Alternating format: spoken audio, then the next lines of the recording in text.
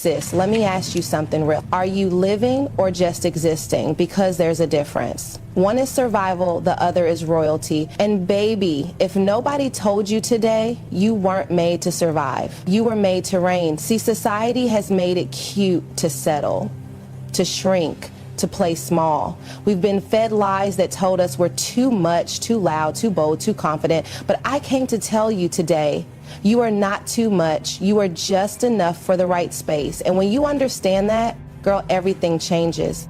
Because there's something powerful about a woman who knows her worth, not just in her curves or her coins, but in her calling.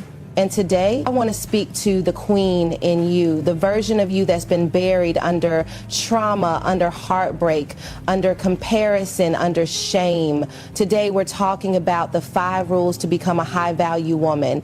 Not the kind the world defines, but the kind God designed. The woman who walks with fire in her soul, peace in her heart, and purpose in her steps. Let me tell you something that will shift the atmosphere in your spirit if you let it. Your value is not earned, it's inherited. You don't have to jump through hoops for it. You don't have to prove yourself for it. You don't have to beg, break, or bend for it. You were born with it, stamped with royalty, marked with divine purpose before you ever did a thing to deserve it, before the accolades, before the relationships, before the heartbreak, before the healing. You were already valuable. But the world doesn't teach us that, does it? No, the world teaches us to perform, to smile when we're crumbling, to grind when we're exhausted, to shrink ourselves into spaces that were never built to hold our greatness, just so we can feel seen, accepted, loved. The world says earn your seat, but heaven says you are the table. You don't have to become what you already are. You just have to remember.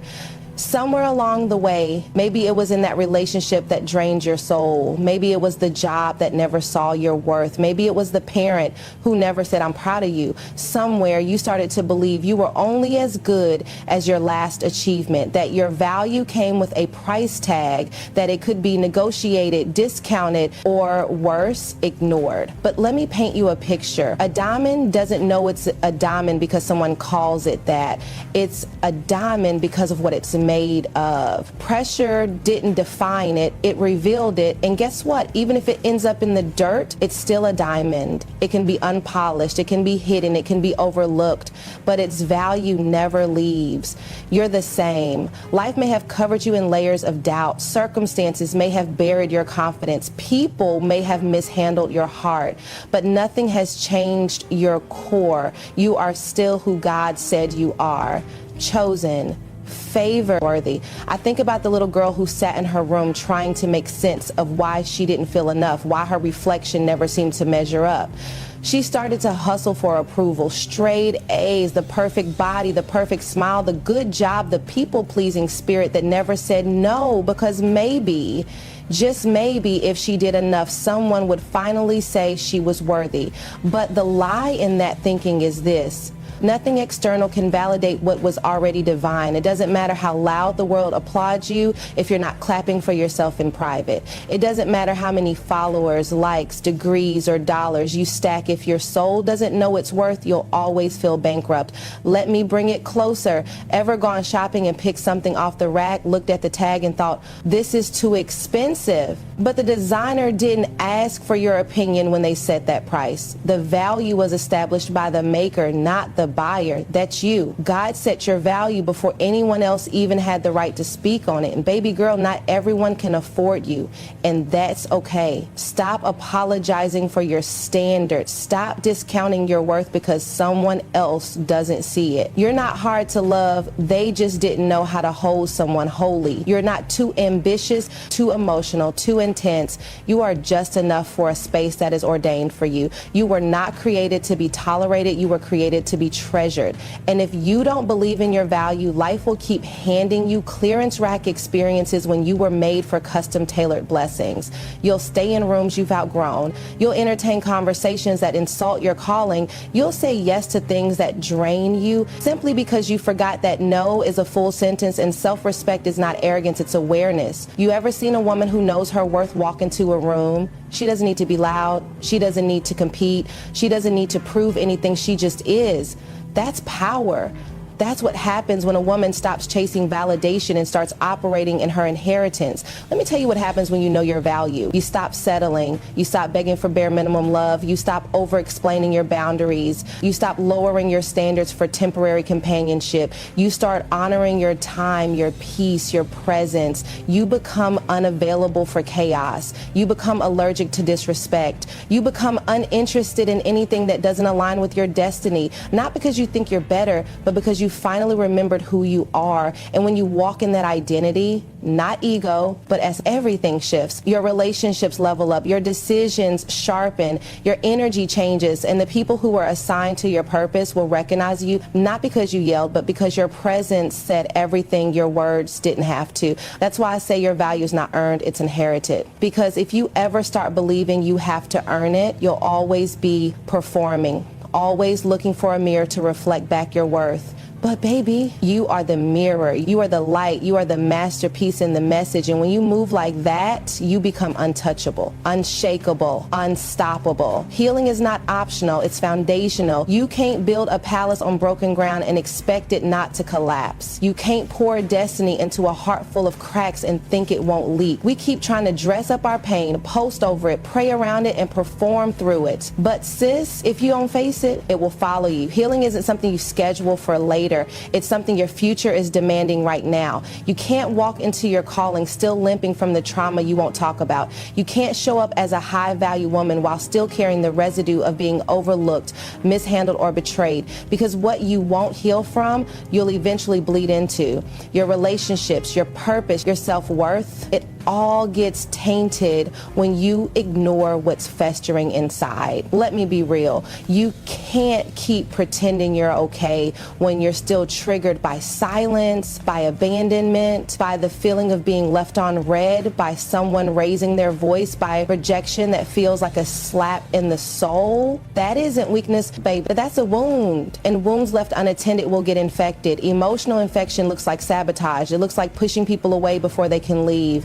It looks like settling because you don't think you're worthy of better. It looks like jealousy dressed up as confidence. It looks like smiling while suffocating. Some of y'all are building beautiful lives on top of broken identities, trying to create peace while your inner world is still at war. You've learned how to function with pain, but functioning is not flourishing. Survival is not success. Just because you're moving doesn't mean you're healed. Just because you're not crying every night anymore doesn't mean you've let it go. Sometimes we bury what we haven't processed and we call it healing. But burying is not the same as releasing. You don't have to act like what happened to you didn't hurt. That heartbreak that tore you open, it was real. That parent who never showed up the way they should have, that was painful. That friend who betrayed your trust, that cut deep. But healing doesn't require denial. It requires truth.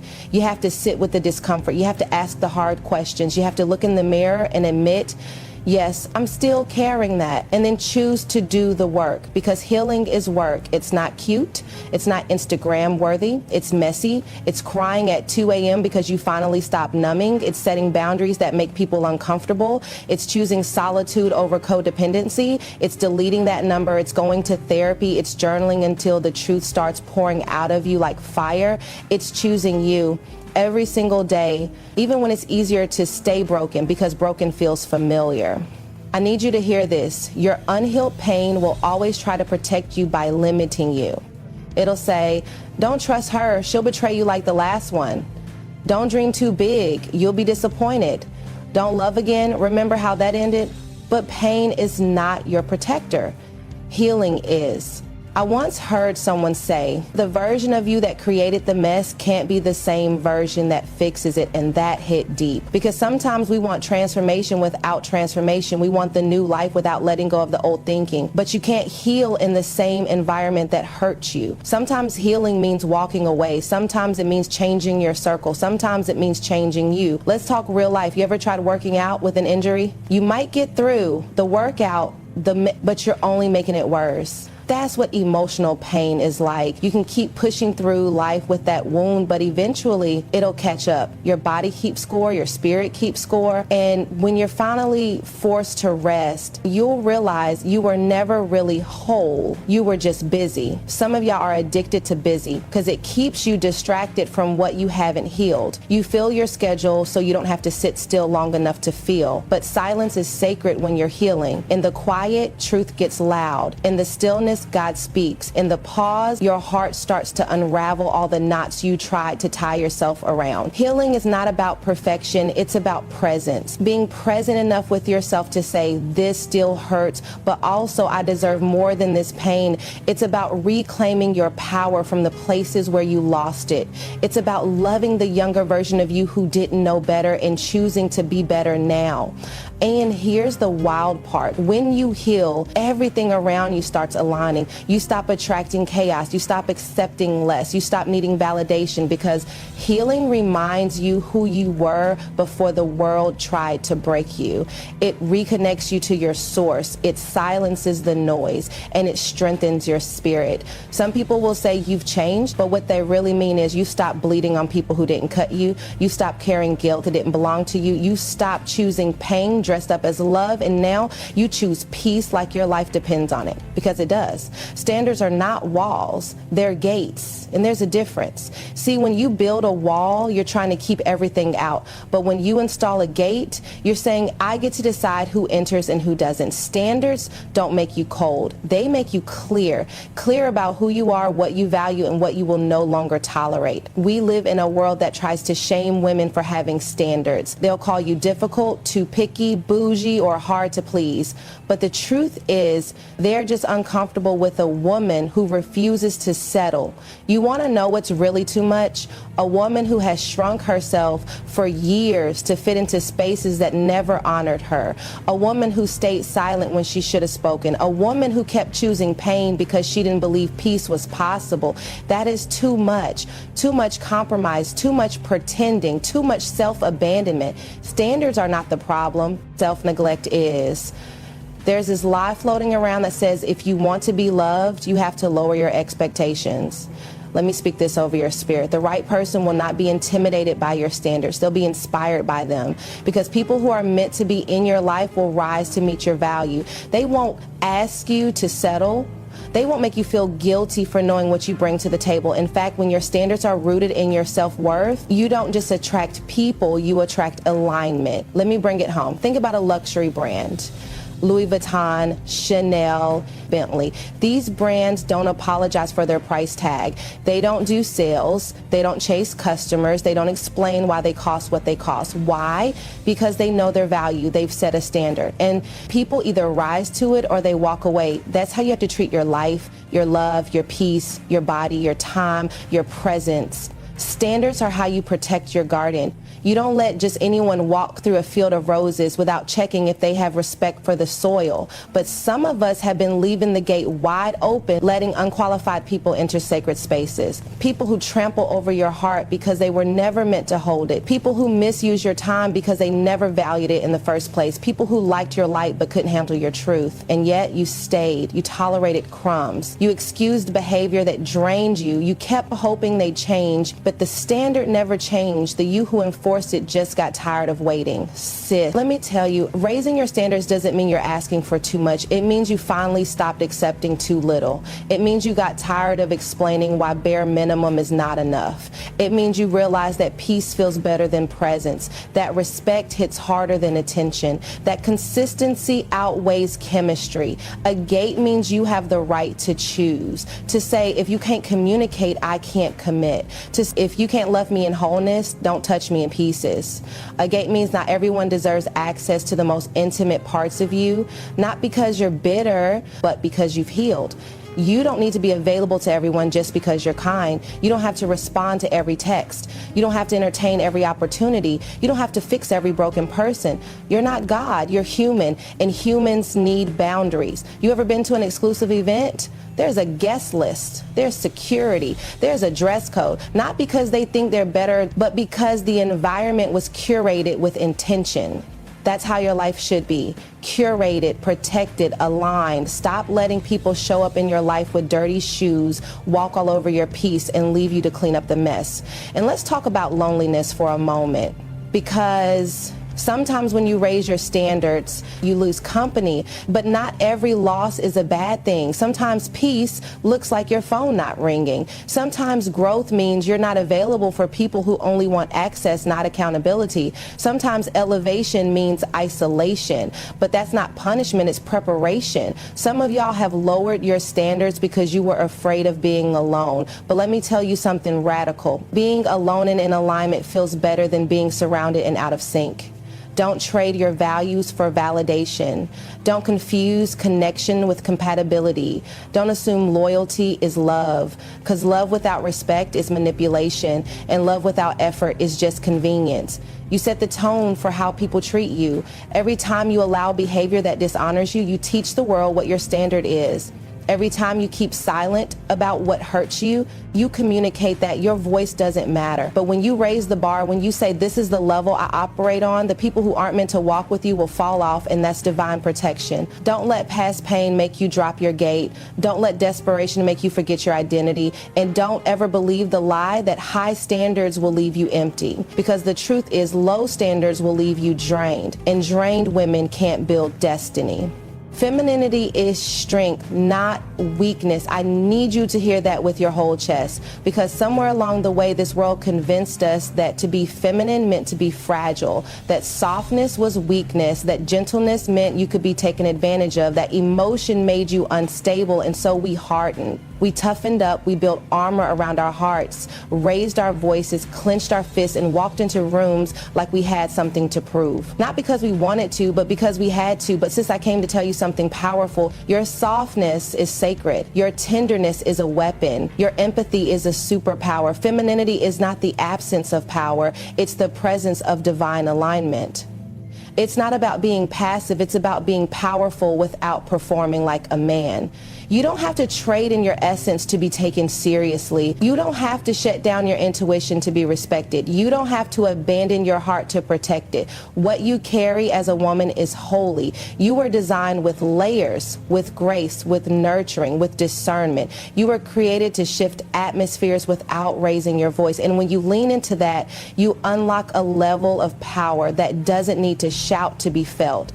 Let me break this down. There's a reason a woman can walk into a room and everything gets still. There's a reason your energy shifts things. It's because true femininity is magnetic. It doesn't need to chase. It doesn't need to force. It simply attracts. But this culture has tried to convince you that in order to survive, you need to become colder, meaner, more guarded, more distant. And while boundaries are necessary, bitterness is not your protection, it's your prison. You can be soft and secure. You can be gentle and firm. You can be nurturing and powerful. You don't have to choose between your nature and your calling. The world may not know what to do with the woman who knows how to hold both strength and softness, but heaven does, because God designed you that way on purpose. Think about the power of a mother. She births life through pain. She carries for months. She loses sleep. She sacrifices her body, her time, her comfort, and she does it with love. That is not weakness. That is divine strength wrapped in humility. Or think about the friend who sees you unraveling and knows exactly what to say, not to fix you, but to hold you. That is strength. The kind of strength that doesn't need a platform to be impactful. But you know what breaks my heart? The way so many of us have been punished for our femininity, told we were too emotional when we were simply in tune, told we were too sensitive when we were actually highly intuitive, told we were too much when we were just fully alive. And after a while, we start believing it. We start suppressing. We start silencing. We start becoming what the world demands instead of embracing who we really are. But listen, your tears don't make you weak. They make you real. Your compassion doesn't make you naive, it makes you connected. Your vulnerability is not a liability, it's your greatest bridge to intimacy and authenticity. There's a reason women have the ability to create safe spaces, because we are the safe space when we stop trying to be anything other than who we are. Let's be real. Have you ever had to lead while bleeding, smile while hurting, hold your family together while your own heart was in pieces? That is not weakness. That's resilience. That's grit. That's warrior spirit. And yet you did it gracefully, didn't you? You didn't bulldoze. You didn't bark orders. You moved with wisdom, with quiet power, with intuitive leadership. That is the essence of true femininity. It's not loud. It's not controlling. It's unshakably secure. We've been taught to fear the word submission, but submission isn't slavery. It's sacred trust. It's choosing peace over power plays. It's saying, I don't need to dominate to be dominant. It's walking into a relationship, a business, a dream, not with ego, but with energy that says, I know who I am. I don't have to prove it. I just have to be it. You don't have to mimic masculinity to be taken seriously. God didn't design you to be a knockoff version of a man. He designed you to be fully woman in all your glory. And when you truly embody that, you walk different, you speak different, you love different, you move through the world with a type of grace that cannot be duplicated, only divinely given. Every time you try to bury your softness, you bury your power. Every time you numb your emotion, you silence your intuition.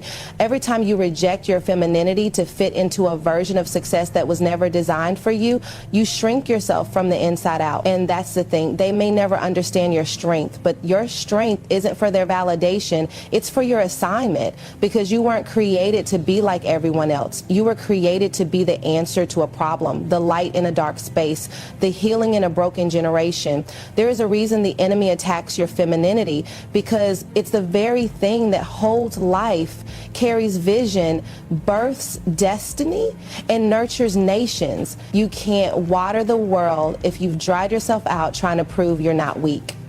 You don't have to prove anything. You just have to return to yourself, because that is where your strength lives. You attract what you reflect.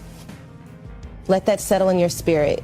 What you radiate from your soul is what shows up in your life. Not because the universe is playing favorites, but because your energy, your mindset, your standards, your healing, your self-worth, they all create the magnet that pulls people, opportunities, and experiences toward you. You want better? Start becoming better. You want love? Start embodying love. You want peace? Start choosing peace, even when chaos is comfortable. So many people are out here praying for things their character can't sustain, asking God for a king, but still thinking like a prisoner, wanting next level elevation, but refusing to let go of low vibration habits, desiring loyalty, but still entertaining distractions. You can't attract what you haven't become. God won't send what you're not ready to steward, because what you reflect is what you allow, what you nurture, and what you settle for. Let's talk real life. Have you ever met someone and thought, why do I keep attracting the same kind of people, the same pain in a different body, the same cycles in a different season? And the truth, though hard, is this: it's because we haven't yet healed the version of us that invites it in.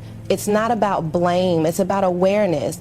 You don't attract toxicity because you deserve it. You attract it because somewhere deep down, your brokenness still believes that's the best you can get. Somewhere in your reflection, there's an open door that says, I'll tolerate less, just please don't leave. But sis, you were never meant to beg for love you deserved, or to chase peace you're called to carry. When you start seeing yourself clearly, your reflection changes. And when your reflection changes, your attraction does too. It starts with how you talk to yourself. Some of us speak defeat and expect victory. We speak fear and expect courage. We rehearse rejection and expect love. But life echoes your language. If you keep saying, I'm not good enough, guess what your spirit starts to believe? And once your spirit believes it, your actions follow. You dim your light, you shrink your standards, you silence your worth, and then you wonder why you keep attracting people who overlook you. It's because somewhere you've overlooked yourself. You want a seat at the table, pull out the chair in your own life first. You want people to respect you? Start respecting your time, your voice, your boundaries. You want deep soul-filled connections? Be the kind of person who shows up with intention and integrity. That's not being fake. That's being aligned. Think about a mirror. It doesn't show what's not there. It simply reflects. So if you're looking in your life and all you see is pain, chaos, inconsistency, Don't curse the mirror, check the source. Because sometimes the hardest truth is that we've been blaming everything external when the transformation we're waiting for is internal. And let's be honest, some of us are addicted to struggle. We've worn our brokenness like a badge. We've made survival our identity. We don't know who we are without the chaos, so we keep attracting it.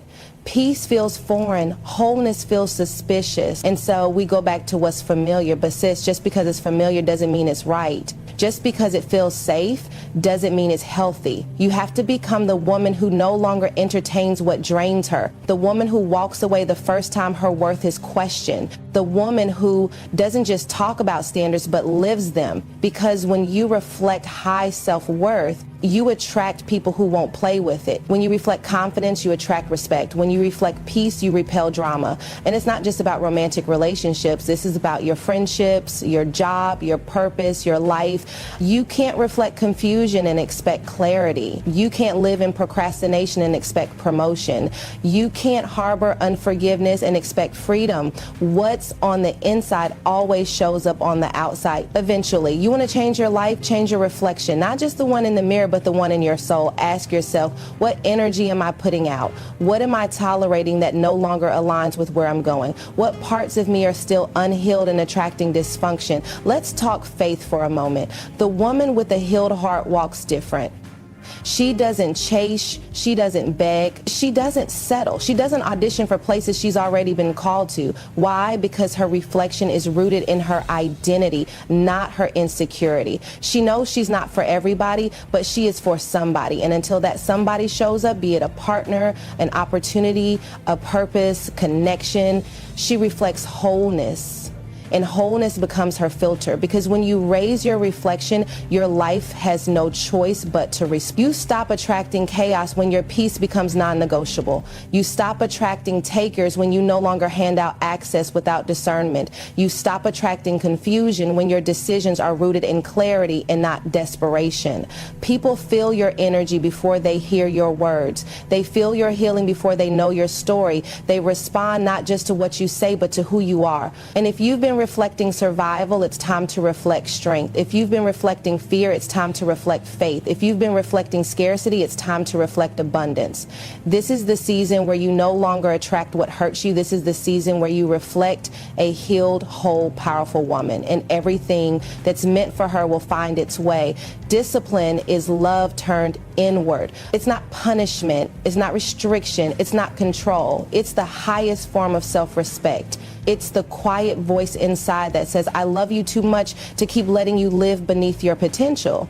Discipline is not the enemy. It's the evidence that you finally decided to show up for yourself like you show up for everyone else. We live in a world that glorifies hustle but ignores healing. A world that tells us to do more, achieve more, become more, but never ask us to sit down and ask ourselves why we avoid the mirror. Discipline doesn't start in the gym, in the planner, or in the checklist. It starts in the heart. It starts with choosing yourself consistently, not when it's convenient, not when it's easy, but especially when it's hard. Some of us think self-love is bubble baths and vacations, and yes, that's part of it, but the real love, the deep, unshakable kind, looks like discipline. It looks like going to bed when your soul wants to scroll. It looks like turning down the invitation because your peace costs more than popularity. It looks like choosing nourishment over numbing. It looks like staying in when you're tempted to run, because healing lives on the other side of discomfort. Have you ever wanted something so bad but couldn't seem to stick to the path to get it?